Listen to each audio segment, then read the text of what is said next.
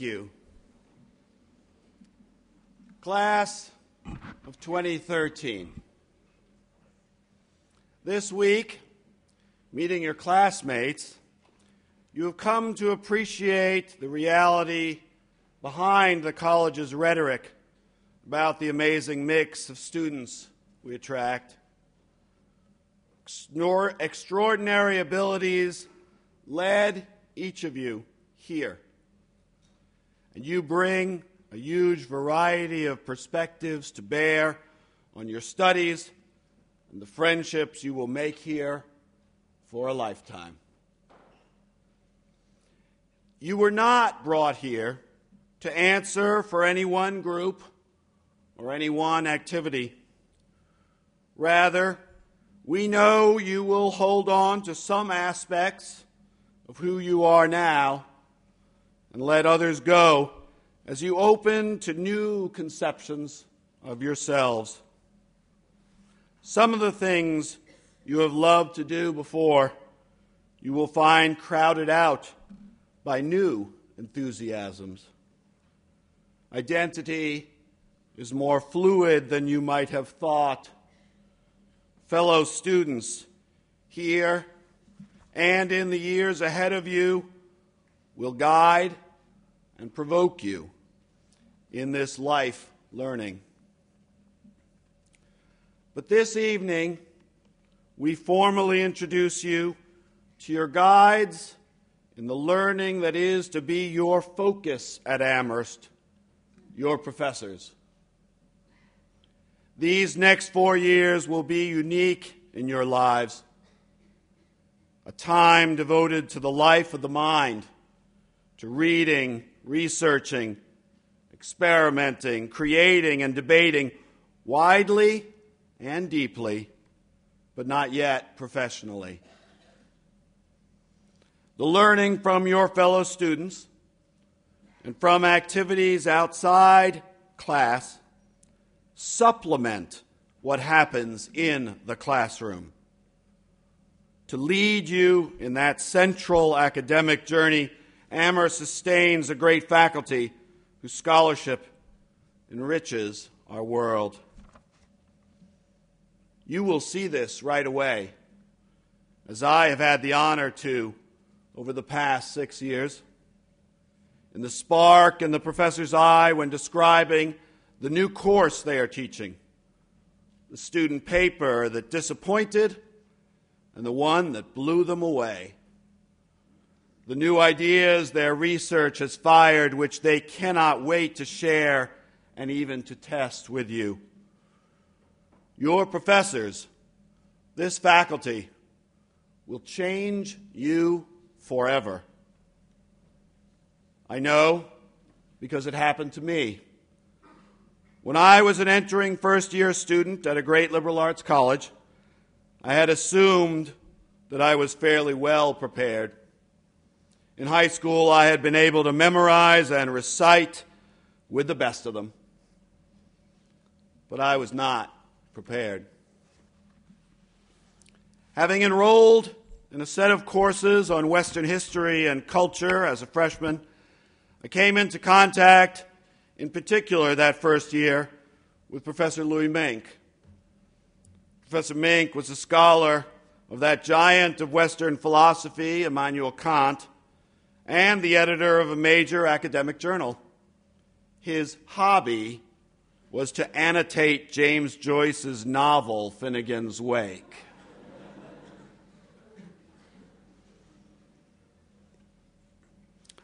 At 18 and still, I found all that not a little terrifying. Then Professor Mink asked me to come see him to talk about my first paper in his class. I recall stumbling out of his office a couple of hours later, not sure of what had happened exactly. It felt like someone had taken a crowbar to my head and started to pry it open. Louis Mink once wrote that students sometimes complained that he was so intense, so unrelenting, that it hurt. He said he knew exactly what they meant, as those headaches from trying to use your brain happened to him all the time. On this campus, there are as many potent, subtle forms of instruction as there are professors. Historian Richard Teichgraber, class of 1971, in a memoir of an Amherst professor he revered, John Moore, writes that, quote, "No one formula captures successful teaching," and that Professor Moore, in fact, violated many of the techniques we think of as essential for effective teaching. In a room full of students, he spoke softly and quickly and seemed to want to teach less by talking than by listening intently when others talked. Yet moved by Moore's authoritative but kind voice, he found himself empowered by the professor's, quote, decidedly uncondescending argument to think again, to get it right. Class of 2013, reflect on that a moment. Prepare yourselves to be in the presence of that kind of attention which you will face here. Prepare yourself to take the initiative intellectually, above all else you do here. To read the assignment again, to pursue a loose end on your own, to search the web about an author that fascinates or infuriates you, and then to read more. Consider the care you will take now, to get it right, to develop a truth, even if a fleeting one, when you are being listened to intently by a great scholar who stands poised to see that you get it right. That's why we call them the faculty. The wealth of these teachers' scholarship and their deep love of teaching go hand in hand. It is the same engine driving both. The scholar's discipline informs and charges the joy to be taken in your learning. Before such professors, you discover it impossible not to want to pry your mind open, impossible not to give of your best. When my teacher, Louis Mink, died, years after my college education was done, he was described in another college chapel as the soul of the college. Here, in this chapel, where you gather at the heart of Amherst, for the first time you are formally meeting the soul of this fair college, your own Louis Minks and John Moores. Your mind will be engaged by dozens of them before your time here concludes. They are Amherst's best gift to you. Open to your work with them, even when it seems to hurt, especially then, for invariably that means you are on to something. Be not shy with us as we press you further. Now, one might ask, if we can speak with such certainty of the talents we all bring together here on this hilltop, can we as clearly declare why we do so? That question has been asked since colleges and universities began, indeed, since Plato's Academy.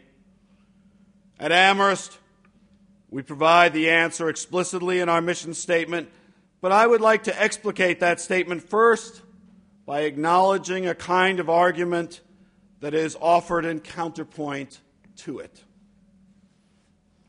The argument has been suggested recently by Professor Stanley Fish, a very prominent academic, very distinguished and former dean, now of Florida International University, in his book, Save the World on Your Own Time. Professor Fish is famous for enjoying a good argument. and I am happy to try to oblige, though I do agree with much of what he says. First, Fish declares that our legitimate responsibility as faculty is to, and I quote, as I will do frequently here, to introduce students to bodies of knowledge and traditions of inquiry, and to provide you with the analytic skills that will enable you to move confidently within those traditions and to engage in independent research. He is absolutely correct. Our job is not to indoctrinate. For as President John Kennedy said here at Amherst 45 years ago, we are not engineers of the soul. We're not here to tell you how to vote, which Stanley Fish correctly disdains. But my interlocutor this evening does not leave it there. He asserts that to avoid entanglement with any political or social agenda of the day, we should focus only on the academic pursuit, for its own sake, in isolation from the world. Now, I strongly agree as to the essential place for pure research and teaching, guided by personal passion, with no other obvious purpose. Much of our labor here could not succeed without being prized in just this way. Often one sees no obvious economic or social utility to it, even if much of the work proves later to have benefits beyond, way beyond, those we might have predicted. Still, I am wary of the too easy suggestion that our work on this hilltop is separate from the real world. Exploring the intricate patterns of science, we move only more deeply into the laws and beauty of nature, of the world. When we explore a great work of art, literature, or social analysis, we do not separate from the world, but instead appreciate its intricacies and add ways of understanding how people live, think, act, speak, and are inspired.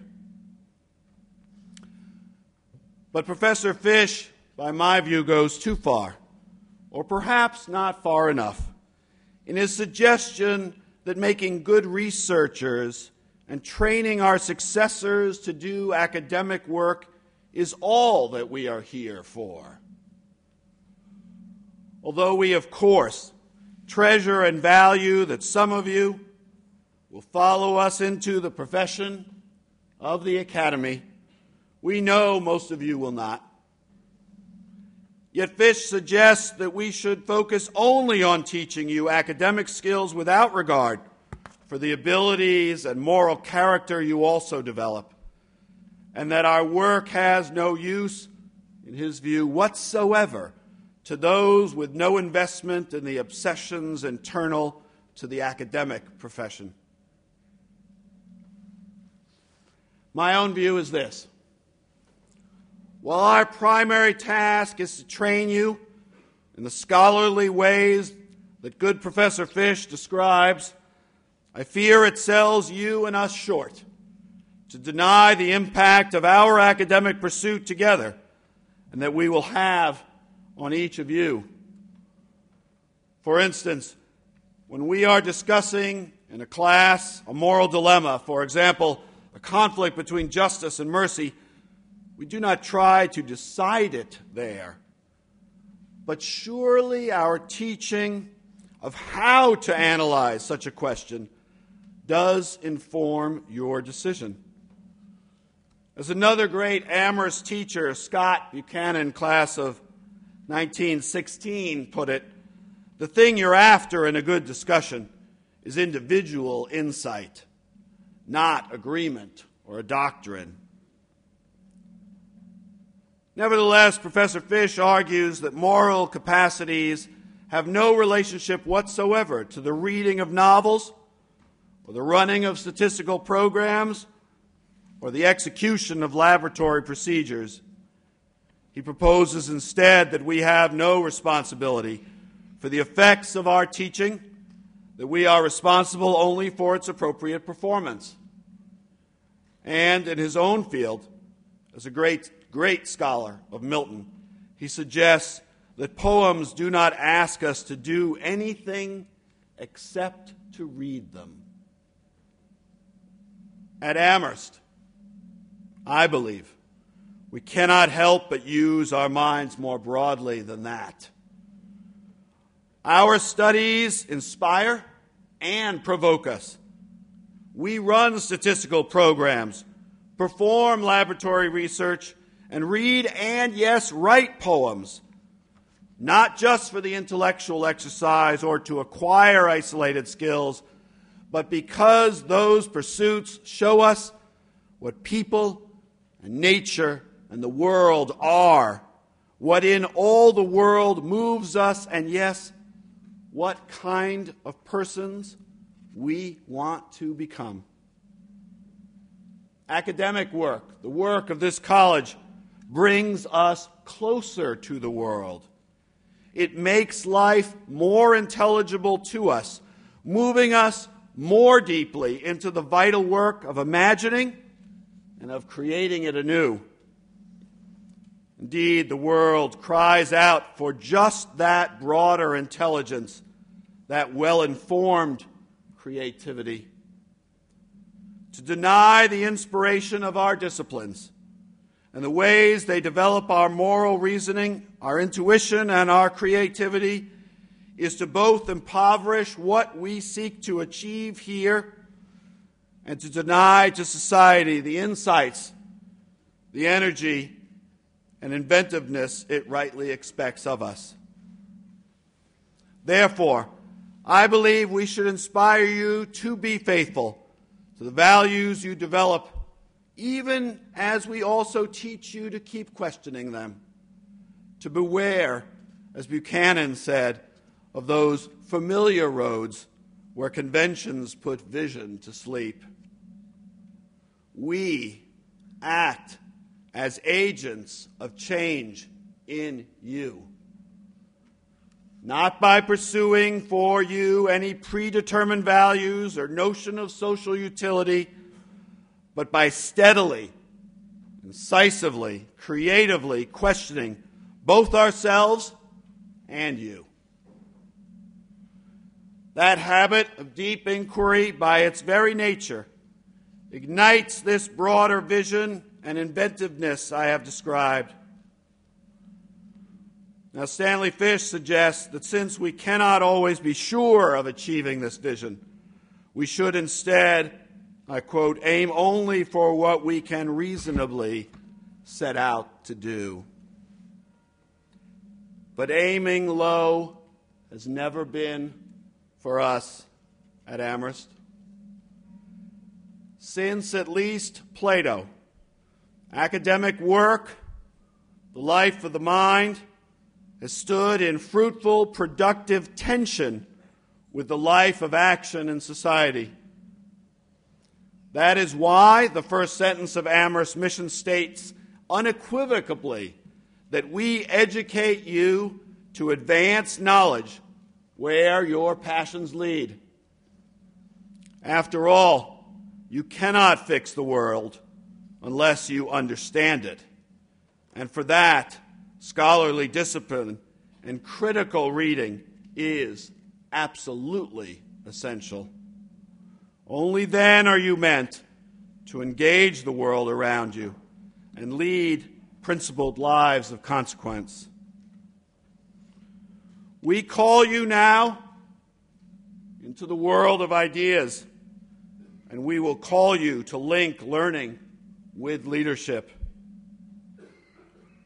Thus, in all aspects of our lives together here in the years to come, in the concert hall and the art studio, student club or athletic field, dorms, in the admission office, in our respectful appreciation of our hardworking staff and relations with all our alumni, as an investor and in our community engagement, the college also seeks, as an institution, to supplement and exemplify that inquiring energy of the classroom, the bright light of that fire kindled deep in each of your minds.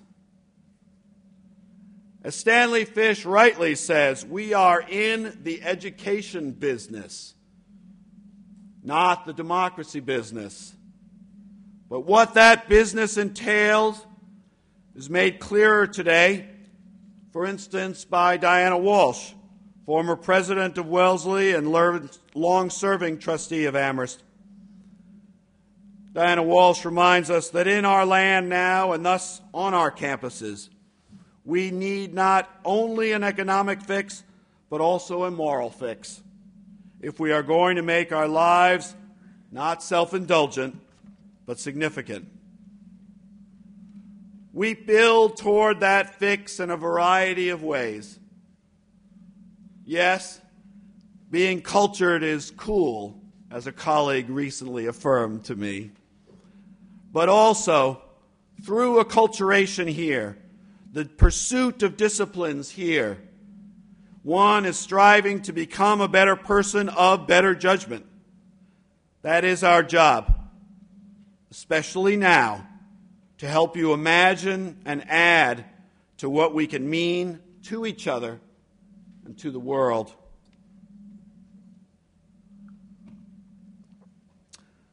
A few years ago, our distinguished and now sadly departed alum, taught well by those in this room, the writer David Foster Wallace, impressively described how we set out for that moral consciousness we seek.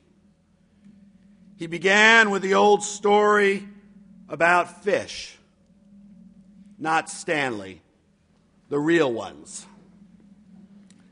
You may know the story. Two young fish swimming along happen to meet an older fish swimming the other way, who nods at them and says, "Morning, boys. How's the water?" And the two fish swim on a bit, and then one looks over at the other and says, "What the hell is water?" The point, Wallace says, is that the most obvious, important realities are often the ones that are hardest to see and to talk about. That seeing is part of what we are here to get you to do. Echoing Scott Buchanan's caution against that familiarity which puts vision to sleep, David Foster Wallace reminds us to open our minds when he admits that a huge percentage of the stuff I tend to be certain of is, it turns out, totally wrong and diluted. Here now, in these 4 years, is your chance to learn, as Wallace advised, how to exercise some control over how and what you think. It means being conscious and aware enough to choose what you pay attention to and how you construct meaning from experience. We do this when we, as he said, get free of the natural, hardwired default setting, which is to be deeply and literally self-centered and to see and interpret everything through the lens of the self. It is to that purpose that you have come to Amherst. Tremendously gifted as you are, we invite you to begin now the practice of both understanding your own perspective and of looking beyond it. Study with your teachers here, who stand ready to help you pry your minds open. Dive in, seeing where you are for what it is, not assumed, and not assuming that it is all there is. Look around you As David Foster Wallace would say to the class of 2013, this is water. Welcome to Amherst College.